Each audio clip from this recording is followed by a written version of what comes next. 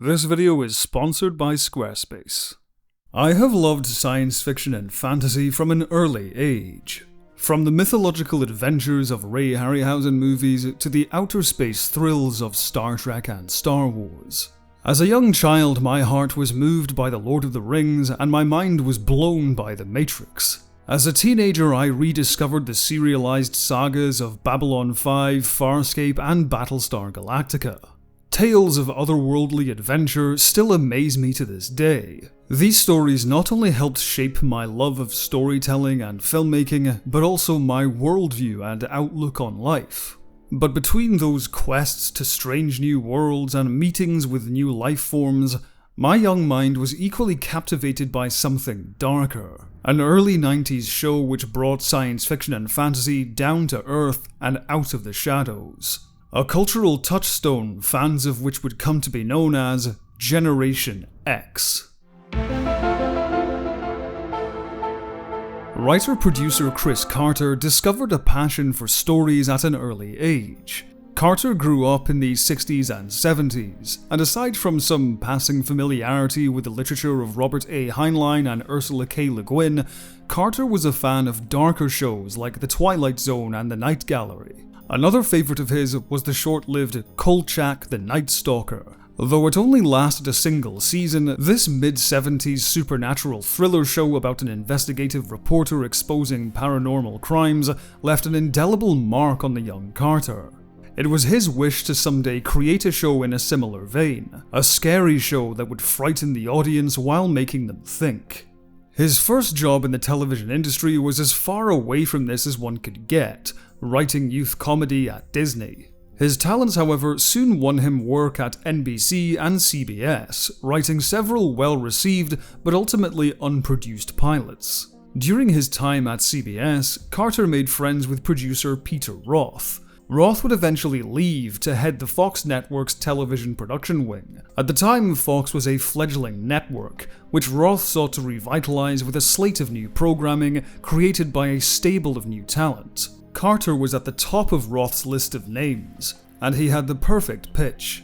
A procedural following two FBI agents leading investigations into the unknown and the unexplained. Cases buried in a basement office labeled The X-Files.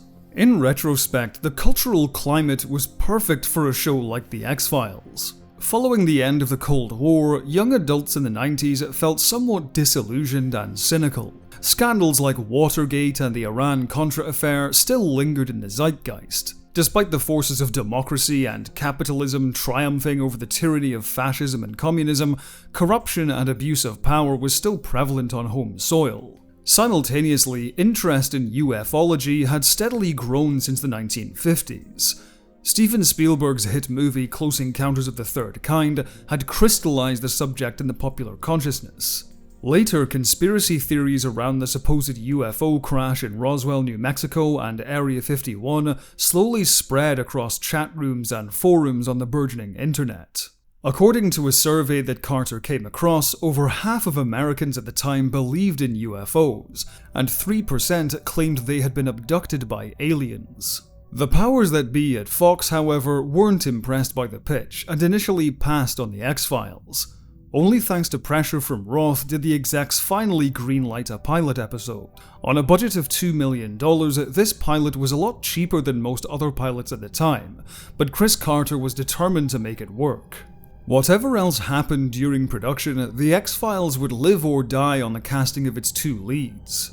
Twin Peaks was another source of inspiration for The X-Files. David Lynch's darkly surreal murder mystery had captivated audiences and critics. Kyle MacLachlan's agent Dale Cooper was particularly influential on the X-Files' Fox Mulder, the obsessive agent shunned by the rest of the FBI. Carter even spotted a strong contender for the role in David Duchovny, who played transgender DEA agent Denise Bryson. Duchovny had been working as an actor in Los Angeles for 3 years when he got the call to audition for The X-Files. Outside of Twin Peaks, Duchovny had also landed small feature film roles in Richard Attenborough's Chaplin and the family comedy Beethoven. Unlike many other actors who read Mulder as a macho action hero, Duchovny underplayed the part with an introspective, slow-talking performance. Carter was intrigued, but he later admitted that he thought Duchovny, as a person, was a little slow. Only later did Carter discover that Duchovny was one of the most well-read people he had ever met, and was more than intellectually capable of taking on the part. The network wholly supported Duchovny's casting, and so he was signed on as Fox Mulder. Carter had created the character's name using the first name of a high school friend and his mother's maiden name. The name Dana Scully came from Carter's favorite sportscaster Vin Scully of the Los Angeles Dodgers. In contrast to Mulder, Scully was to be the scientific skeptic who questions Mulder's paranormal conclusions. David Duchovny recommended his Yale classmate Jennifer Beals for the part, known for starring in the 80s hit Flashdance. However, Carter quickly zeroed in on Gillian Anderson for the role. Unlike Duchovny, Gillian Anderson was a newcomer to television at the time. She had mostly worked in theatre and had moved to Los Angeles to launch a career in movies, initially refusing to audition for TV. However, after a year without work, she pivoted to the small screen, landing a role in Fox's drama series Class of '96. Anderson was immediately impressed by Carter's script, particularly in how intelligent and capable Scully was written. To begin with a chance of landing the role, Anderson decided to lie about her age, telling the producers she was 27 years old when in fact she was only 24. Carter said of her audition, "She came in and read the part with a seriousness and intensity that I knew the Scully character had to have, and I knew she was the right person for the part." Fox executives, however, weren't convinced. According to Carter and Anderson, the network wanted a blonde bombshell with greater sex appeal, and suggested Pamela Anderson for the role. But Carter stuck to his guns, and succeeded in casting Anderson due to his insistence on there being no romance whatsoever between the two leads. He cited the success of John Steed and Emma Peel in the hit thriller series The Avengers, and Fox relented. This video is sponsored by Squarespace, the ultimate tool for creating your own beautiful website. I recently redesigned my website, galaxyclasspictures.com, using Squarespace's cutting-edge design tools like Blueprint AI, which helped me generate a brand new personalized template, which I then customized using Squarespace's easy-to-use Fluid engine. Squarespace also helps with your site's discoverability with their built-in SEO and domain name features. You can optimize your website so it shows up more often in searches and secure your ideal domain name. No extra fees and no add-ons required. Jump over to Squarespace using the link below to start building your website and use the coupon code RowanJColeman to get 10% off your first purchase. Carter was joined by two more writer-producers, Glenn Morgan and James Wong, as well as producer Daniel Sackheim. They quickly realized that alien conspiracies and UFOs alone wouldn't be enough to sustain the show, and assembled a writer's room to branch episodes out into other kinds of science fiction, as well as folklore and ghost stories. To produce the show on the limited resources allocated by the network, the team moved production from Los Angeles to Vancouver. For the pilot episode, the team couldn't afford to rent studio space or build sets, thus the interior of the FBI was shot at the Canadian Broadcasting Company's headquarters, and the exterior was shot at Fraser University. For the show proper, production built interior sets at Vancouver studios and filmed at various locations throughout Vancouver and British Columbia. Another budget-friendly element was the show's lighting. Instead of opting for the bright studio lighting of its contemporaries, Carter worked with cinematographer John S. Bartley to create a noir-esque look for the series, heavy in shadow. Fittingly for the show's subject matter, the lighting style splits across day and night scenes. Day scenes have a subdued, naturalistic look to them. The night scenes are where Bartley's lighting really comes alive. Rather than the stylish neon seen in cop dramas like Miami Vice, the X-Files almost resembles a Caravaggio painting at times, shrouding characters in darkness and letting locations fall away into shadow. In other instances, characters themselves are silhouetted by streetlights, the glow of the moon, or the beam of a mysterious spacecraft.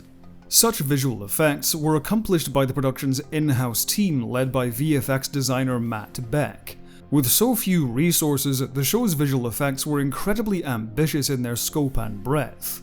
Everything from cutting-edge computer graphics to old-fashioned practical tricks was used. In the pilot episode, computer graphics were used to render a vortex of swirling leaves. In the days before advanced particle simulations, each leaf had to be manually animated and composited into each shot. In the same episode, a sudden nosebleed was achieved by cleverly hiding a pipe underneath a prosthetic which could pump fake blood on command. This is just one example of how the team blended practical and digital effects throughout the series. Mark Snow was hired to compose the music for the show, including the all-important opening theme. Snow struggled to create a theme which satisfied Carter. That is until Snow, in frustration, threw his hands down on his keyboard, to which he had unknowingly applied an echo effect. The resulting sound immediately captivated Snow, and he used it as the spine for which to hang the entire theme. The opening titles were created by the company Castle Bryant Johnson, who had created titles for several Fox shows, including the sitcom Frasier. The trio of editors cobbled together a sequence made of edited stock footage and original images created by themselves. Though Fox were impressed enough by the pilot to commission a full season, the network didn't view The X-Files as a flagship show. They placed it in the undesirable Friday night time slot, the same slot which cult favorite sci-fi show Firefly would later occupy before its infamous cancellation. For Fox, The X-Files was an unruly experiment that they expected to merely come and go. They had no idea what they were about to unleash. For such a resource-deprived show, The X-Files' first season is incredibly impressive.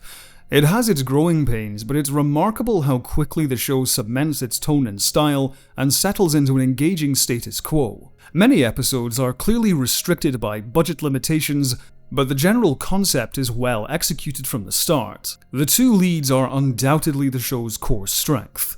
Mulder and Scully have a classic buddy cop dynamic, with Mulder as the unorthodox believer and Scully as the disciplined skeptic. Their bristling chemistry is apparent from their first scene, as Duchovny and Anderson rattle off Carter's noir-esque dialogue. The spark of their relationship comes from them matching wits with each other. We see throughout the show how other agents ridicule spooky Mulder's out-of-the-box thinking. But Scully isn't thrown by Mulder's beliefs, and instead challenges him with reasonable questions and cogent logic. Their first scene showcases how well Scully keeps up with him. At first he's dismissive of her, expecting resentment at having been assigned to him. When she responds with professionalism and even excitement, he accuses her of being a spy. When she cites her extensive qualifications, Mulder tries to scare her away with his wild theories. Do you believe in the existence of extraterrestrials? Note the way Duchovny delivers this line. Although Mulder does believe, he poses the question sardonically, expecting her to be repulsed like so many other agents. Instead, Scully entertains the theory but ultimately dismisses it based on scientific logic. This scene essentially sums up Mulder and Scully's entire working relationship in the series. As much as they clash, they are both searching for the same thing, despite their differing perspectives, and with that comes a mutual respect. The answers are there. You just have to know where to look. That's why they put the I in FBI. This gives the dynamic between them a genuine depth. As obsessive as Mulder is, he is not socially inept, and David Duchovny's monotone line delivery is perfect for Mulder's sense of deadpan humor. Why is it so dark in here? Because the lights aren't on. Similarly, while Scully's intellect and confidence gives her a quiet strength, she's also a passionate individual who appreciates Mulder's humor and delights at the scientific wonders she comes into contact with. I have a life. Following the first two episodes, Season 1 bounces back and forth between two types of episodes: Alien Conspiracies and Monster of the Week. In many Alien Conspiracy episodes, plots conclude without definitive closure. Mulder and Scully often come away from cases with more questions than answers. We don't know anything. Anything more than when we got here. And that's what I'm going to write in my field report. Let's get out of here, Mulder. As fast as we can. In a sense, these episodes tell two stories simultaneously.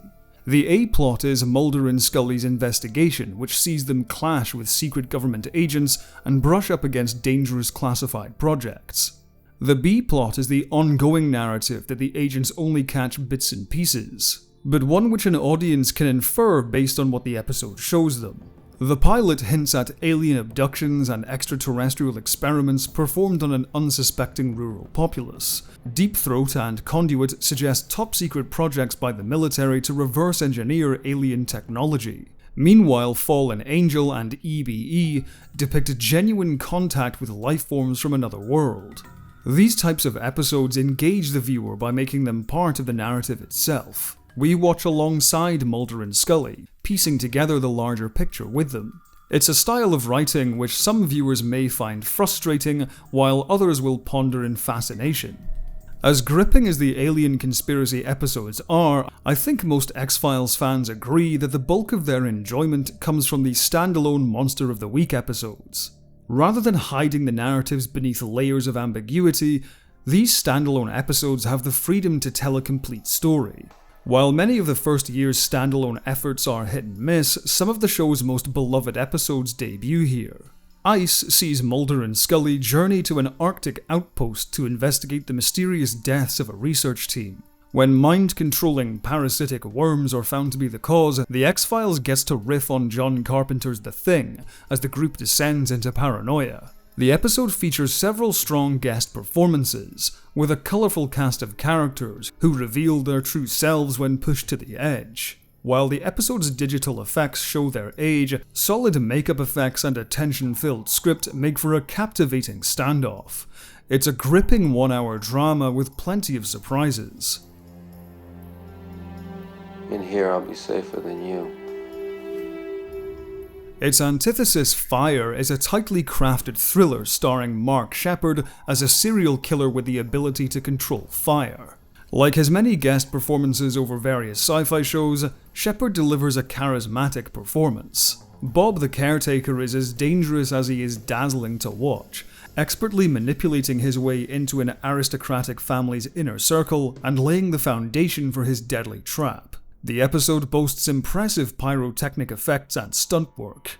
Without the flexibility of modern CG particle simulations, Fire's practical set pieces are all the more nerve-wracking. It's a gruesome episode which explores psychological as well as physical fears. And like the best slasher villains, Fire's antagonist never stays down for long.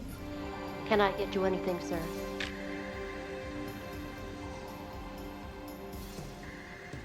I'm just dying for a cigarette. Darkness Falls is another favourite. The agents become trapped in a forest infested by carnivorous prehistoric insects.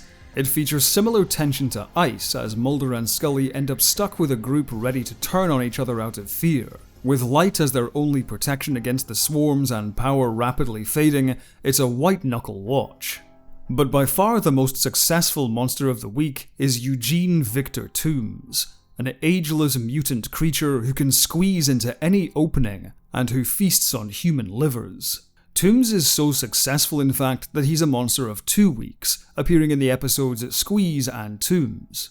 Unlike Mark Sheppard's charismatic guest turn, Doug Hutchison is deeply unsettling as Tooms. Few of his lines are longer than a single word, yet his piercing gaze and inhuman physicality speaks volumes. There's an uncanny terror to the character, something that looks and sounds human, but in the shadows is revealed as a monster. While many X-Files episodes are based on pre-existing folklore, Squeeze is especially noteworthy in that it's entirely original but feels eternal. The idea of an intruder capable of entering one's home through even the tiniest of gaps plays into an instinctual human fear. That late at night, when we think we're alone, something is in the house with us. Tooms is the perfect embodiment of this primal fear, and one of the X-Files' most iconic monsters. The standout episode of the season, however, is far more personal in Beyond the Sea. After entertaining her parents at Christmas, Scully sees her father in her home, only to learn that he died of a heart attack an hour earlier. Following his funeral, Scully is pulled into a case in which a serial killer on death row claims to have psychic knowledge of 2 kidnapped victims and a possible link to her deceased father. Beyond the Sea tests Scully's beliefs in many ways. The script perfectly captures the surreal feeling associated with tragedy and loss. The eponymous Bobby Darin song inadvertently playing over the funeral simultaneously undercuts the tragedy while reinforcing its effects. What should be a solemn occasion is turned strangely perfunctory. The plot features several inversions of this type. The usual dynamic between Mulder and Scully is flipped. Mulder, being the one who originally caught the killer, dismisses his psychic claims, but Scully is vulnerable enough to hear him out. Guest star Brad Dourif delivers a typically brilliant performance as Luther Lee Boggs. Off-putting and creepy, but also tortured and weary.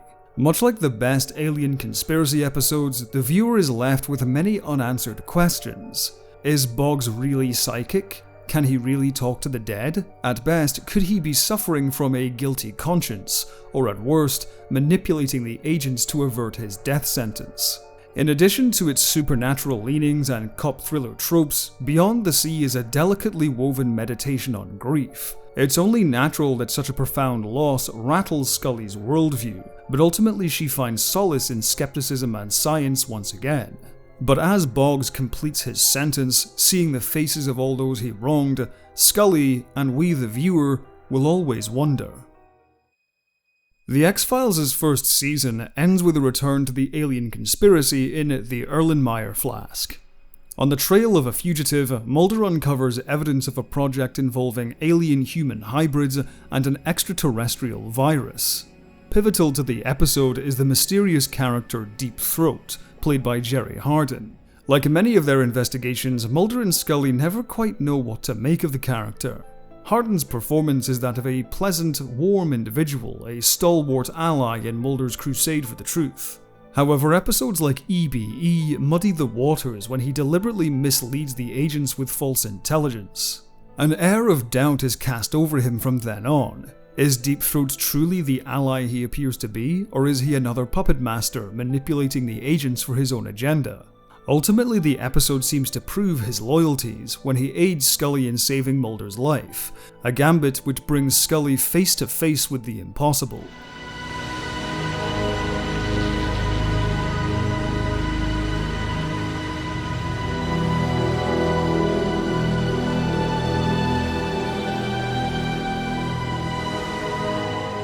The episode builds on this earth-shattering revelation by staging an ending that completely upends the status quo. Though Scully rescues Mulder, the conspirators are victorious. They preserve their secret, shut down the X-Files, and terminate the agent's only ally. Trust no one. It's a shocking finale to the show's first year, but one which opens up new possibilities for its second. The X-Files debuted to solid ratings of 12 million viewers, a healthy start to any show, but far from extraordinary. Conventional wisdom predicted the show's ratings to slowly trail off from this high, but instead, the X-Files only grew. The Erlenmeyer Flask was watched by over 14 million viewers. Clearly, it had struck a chord somewhere. Though still considered a cult success only, the X-Files had accrued a passionate fanbase who regularly flocked to forums and chat rooms to discuss the latest episode and their ongoing theories. Ironically, a core part of this fandom was the very thing Chris Carter had campaigned against. For many fans, the bristling chemistry between Mulder and Scully was more than friendly banter, and fan groups soon formed one of the earliest documented cases of shipping, where fans yearn for their favourite characters to enter into a romantic relationship within the show. More on this later.